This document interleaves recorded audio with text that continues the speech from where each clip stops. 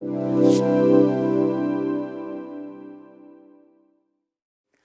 dreht sich alles um die Wahl des richtigen Office-Pakets.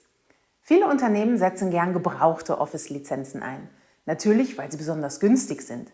Auf dem Gebrauchtsoftwaremarkt bekommen Sie sowohl neue Lizenzen als auch ältere Versionen, die Microsoft selbst gar nicht mehr anbietet. Ganz davon abgesehen ist ein gekauftes Office die Alternative für alle, die nicht auf Office 365 wechseln möchten. Entweder weil sie ihre Daten nicht in der Cloud haben wollen oder weil sie nicht von einem Abo-Modell abhängig sein möchten, das Microsoft jederzeit ändern könnte. Die Wahl zwischen den Office-Versionen 2019, 2016 und 2013 fällt den meisten Unternehmen noch leicht. Wie sieht es aber mit den Editionen aus? Brauche ich Office Standard oder Professional Plus? Das wollen wir uns am Beispiel Office 2019 einmal ansehen.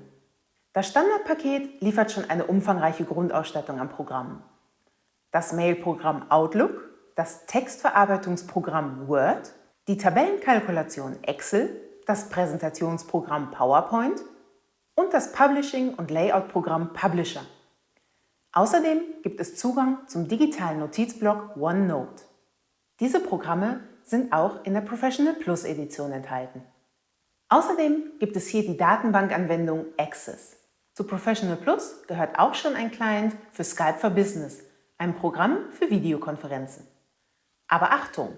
Damit Sie es nutzen können, benötigen Sie außerdem einen Skype for Business Server oder den entsprechenden Online-Dienst. Es gibt hier mehr Funktionen als in der Standard-Edition.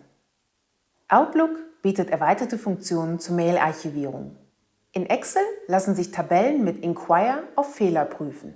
Und große Datenmengen aus unterschiedlichen Quellen können mit Power Pivot integriert werden.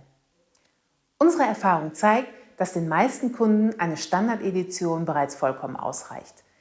Wir hören aber auch immer wieder, dass viele Unternehmen Access einsetzen und daher lieber Professional Plus kaufen.